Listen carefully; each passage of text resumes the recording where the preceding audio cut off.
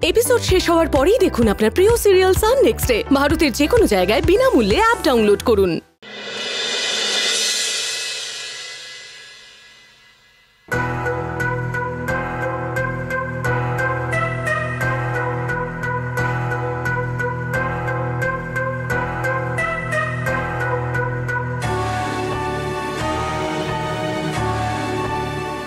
বৃষ্টি, আপনি রাজি তো?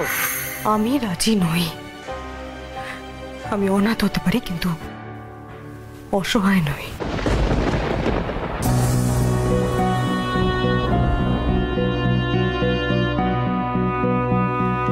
বুঝলে কিছু? শুধু এটুকু বুঝলাম আমরা বড় বেশি রিস্ক নিয়ে ফেলছি বাবা। যা করা হয়েছে সব তো প্ল্যান মাফিকই করা হয়েছে। ইঞ্জেকশনটাও তো সুপ্রকাশ দিতে বলেছিল, আর এমনটা যে হতে পারতো সেটা তো জানাই ছিল আমাদের। বাবা, আমি কোনো রকম এক্সপেরিমেন্ট করতে চাইছি না, তুমি বোঝার চেষ্টা করো প্লিজ। যা হবার সেটা তো হয়ে গেছে, তুমি কিছু বুঝতে পারলে কিনা সেটা বলো। দৃষ্টি বললো কিছু?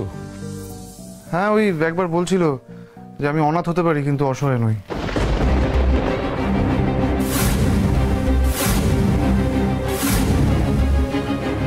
তার মানে কাজ হয়েছে? হ্যাঁ বাবা, বৃষ্টি বলেছে আমি অনাথ হতে পারি কিন্তু অসহায় নই। অনাথ এই শব্দটা কেন ব্যবহার করলো বৃষ্টি? তার মানে এক ঝলকের জন্য হলেও বৃষ্টির পুরনো কথা মনে পড়েছে। হতে পারে ওমবাবু যখন ওকে বিয়ের কন্ট্রাক্ট ম্যারেজের প্রপোজালটা দিয়েছিল সেই সময় হয়তো বৃষ্টি এরকম কিছু বলেছে। অনাথ, তার মানে মনে পড়েছে। ভুলেও তো গেল বাবা সঙ্গে সঙ্গে। এই জন্য বলছি প্লিজ কোনো রকম এক্সপেরিমেন্ট আর চাই না। কি যাতা কথা বলছো?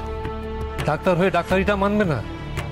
এক্ষেত্রে আমি পেশেন্ট পার্টি, সবকিছু মানতে পারবো না। পাগলামো করো না, অন্ধকার একটা আলো রেখা দেখা যাচ্ছে। তুমি সুপ্রকাশের সঙ্গে কথা বলো, এরপর আমরা কি করতে পারি। মৈনাক, দরজাটা খুলতে শুরু করেছে, হয়তো পুরোটাই খুলে যাবে। তুমি কথা বলো সুপ্রকাশের সঙ্গে, কথা বলো। তুমি বলো। ওকে।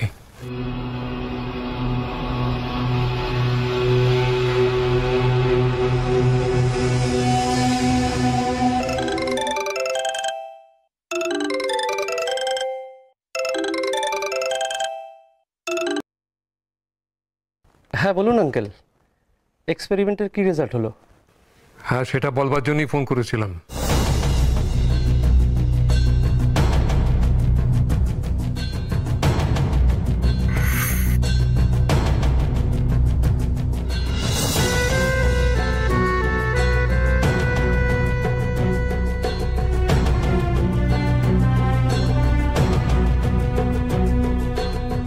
Good sign.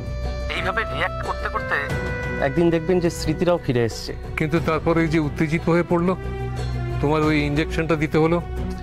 না না, ওটা নিয়ে চিন্তা করবেন না, ওটা ট্রিটমেন্টের একটা পার্ট। এবারে ঘুম থেকে উঠলে বোঝা যাবে যে আসল কাজ কতটা হলো।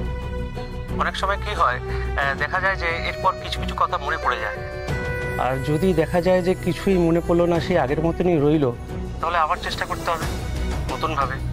ওকে আঙ্কেল, সারি।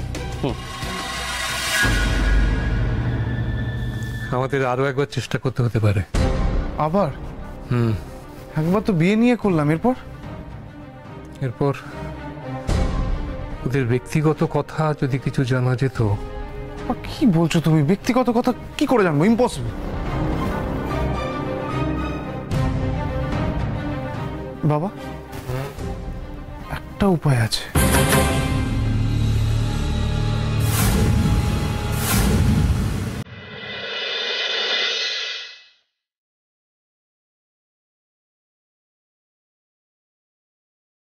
ফোনটা কোথায় রাখলাম?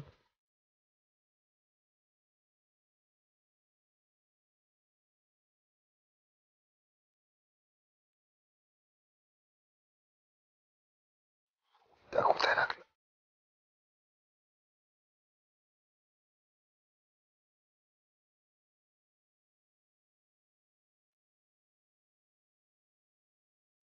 হ্যাঁ রবি, কত দূরে আছো? এই তো স্যার এসে গেছি, মানে এই জাস্ট ঢুকছি। আর 1 মিনিট, না 1 মিনিটও না, এসে গেছি স্যার, এসে গেছি। পেয়েছো? আরে যার যার সিম কার্ড তার খোঁজ পেয়েছো? হ্যাঁ, সে তো পাবোই স্যার, কেন পাবো না? আসলে সিম কার্ড হচ্ছে না অনেকটা ধোঁয়ার মতো স্যার, মানে ধোঁয়া যেখানে থাকবে আগুন তো সেখানে থাকবেই, মানে মোবাইলের মালিক সেখানে থাকবে। কিন্তু এই ক্ষেত্রে ব্যাপারটা একটু গন্ডগোলের হয়ে গেছে স্যার। এই মোবাইলের মালিক মারা গেছে 1.5 বছর হয়ে গেল। মারা গেছে? হ্যাঁ স্যার, মারা গেছে। তাহলে তাহলে বলছি মানে অ্যাড্রেস হদিশ কিছু তো হবে? হ্যাঁ, অ্যাড্রেস তো আছেই স্যার, আর আমি সেখানে গেছিলামও স্যার। কিন্তু ব্যাপারটা হচ্ছে যে বাড়িটা একটা রিক্সাওয়ালার বাড়ি, আর তার বিধবা বউ আছেন বয়স্কা, মেয়েও আছে, তার বিয়ে হয়ে গেছে।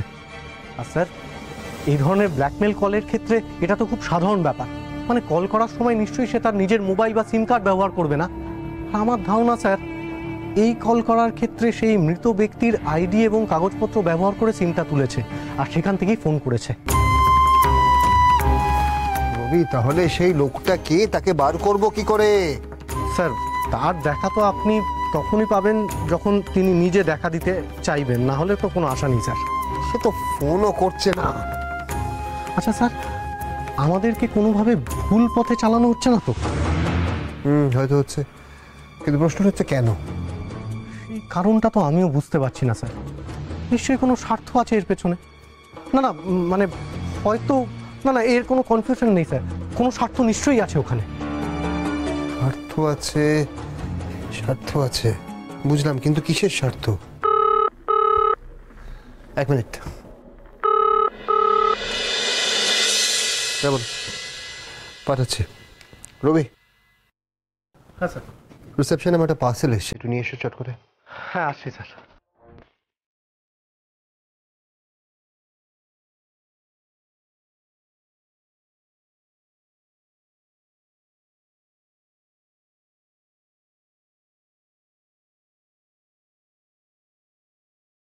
Sir, parcel.